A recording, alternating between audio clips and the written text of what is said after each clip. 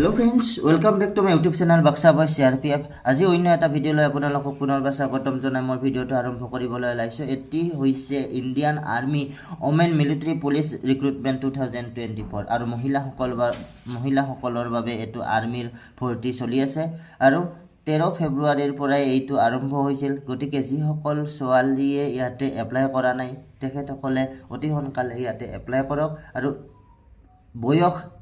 বয়সৰ সীমা ইয়াতে ধৰি দিয়া আছে 17.5 পৰা 21 বছৰৰ ভিতৰত যিসকল ছোৱালীয়ে এপ্লাই কৰিম বুলি ভাবিছে আৰ্মি হ'ব বিচাৰে তেখেতসকলে অতি সোনকালে ইয়াতে এপ্লাই কৰক। এই ভিডিওটোত মই সম্পূৰ্ণ ডিটেইলি কম কি কৰিব লাগে, কেনেকৈ এপ্লাই কৰিব লাগে, কিমান কোৱালিফিকেশ্যন লাগে, কিমান বয়স লাগে, গোটেইখিনি ডিটেইলি কম। গতিকে ভিডিওটো প্ৰথমৰ পৰা শেষলৈকে চাই থাকক। আহকচোন ভিডিওটো আৰম্ভ কৰোঁ। এইটো মহিলাসকলৰ বাবে অনলি জেনেৰেল ডিউটিৰ কাৰণে ভৰ্তি কৰোৱা হৈছে, যে অনলি ফৰ জেনেৰেল ডিউটি। আৰু ইয়াতে লাষ্ট ডেট হৈছে 22 মাৰ্চ 2024 আৰু ইয়াতে কোনে এপ্লাই কৰিব ইয়াতে লিখি দিয়া আছে যে আসাম, অৰুণাচল প্ৰদেশ, নাগালেণ্ড, মণিপুৰ, মিজোৰাম, ত্ৰিপুৰা এণ্ড মেঘালয় এই ষ্টেটৰ ছোৱালীবিলাকেহে ইয়াতে এপ্লাই কৰিব পাৰিব। যে অফিচ ৱেবছাইটটো হৈছে এইটো মই আণ্ডাৰলাইন কৰি দিছোঁ আৰু প্ৰথম চেলাৰী হ'ব ইয়াতে 30,000ৰ পৰা আৰম্ভ হ'ব। মই অন্য এটা ভিডিঅ'টো ইয়াৰে চেলাৰীৰ বিষয়ে বঢ়িয়াকৈ কৈ দিছিলোঁ আগৰ ভিডিঅ'ত। তাৰপিছত আছে ইয়াতে এজ লিমিটটো ইয়াতে বঢ়িয়াকৈ দিয়া আছে যে কেণ্ডিডেটৰ 17.5 বছৰৰ বয়সৰ পৰা ইয়াতে 21 বছৰৰ বয়সৰ ভিতৰত হ'ব লাগিব ইয়াতে দিয়া আছে।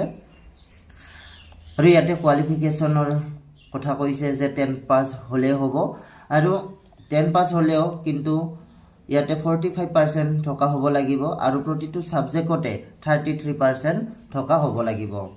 ইয়াতে এপ্লিকেশ্যন ফিজটো ইয়াতে ধুনীয়াকৈ দিয়া আছে যে প্ৰতিটো কেণ্ডিডেটে ইয়াতে 250 টকাকৈ দিব লাগিব।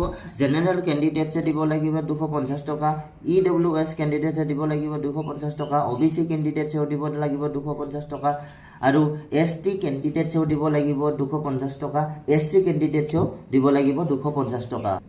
আৰু পে'মেণ্টটো অনলাইন যোগে দিব লাগিব আৰু নিজৰ বেংক একাউণ্টৰ পৰাই দিলে বেছি ভাল হয়।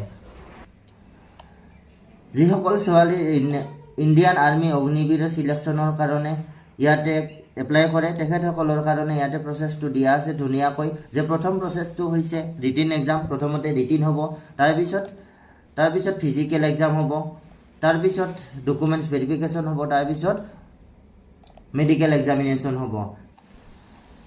ইয়াতে ফিজিকেল টেষ্টৰ বিষয়ে ধুনীয়াকৈ দিয়া আছে যে প্ৰথমতে ৰানিং টেষ্ট কেনেকুৱাকৈ হ'ব। যে ৰানিং টেষ্টৰ 1600 মিটাৰ ৰানিং কৰিব লাগিব 7 মিনিট 30 ছেকেণ্ডৰ ভিতৰত। যিবিলাকে আহি পায় তেখেতসকলক গ্ৰুপ 1ত ৰাখিব আৰু 8 মিনিটৰ ভিতৰত যিবিলাকে আহি পায় তেখেতসকলক গ্ৰুপ 2ত ৰাখিব। আৰু যিসকল মহিলাই 10 ফিট লং জাম্প সেই তেখেতসকলক কোৱালিফাইড হ'ব আৰু 3 ফিট হাই জাম্প আৰু হাই জাম্প লাগিব 3 ফিট।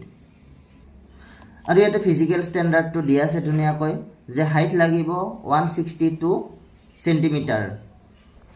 কিন্তু ইয়াতে আমাৰ নৰ্থ ইষ্ট ৰিজনৰ কাৰণে আছে হাইটটো 158 চেণ্টিমিটাৰ হ'লে হ'ব। যেনেকুৱা ছিকিম, নাগালেণ্ড, অৰুণাচল প্ৰদেশ, মণিপুৰ, ত্ৰিপুৰা, মিজোৰাম, মেঘালয় এণ্ড আসামৰ কাৰণে 158 চেণ্টিমিটাৰ হ'লে হ'ব। আৰু ওজনটো হ'ব কি তোমাৰ হাইট অনুযায়ী ওজনটো ইয়াতে হ'ব লাগিব।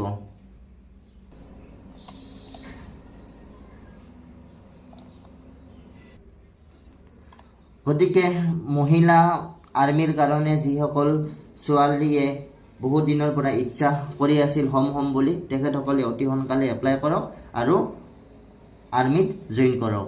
গতিকে মোৰ ভিডিঅ'টো প্ৰথমৰ পৰা শেষলৈকে চাই থকাৰ বাবে বহুত ধন্যবাদ। জয় হিন্দ, জয় ভাৰত, জয়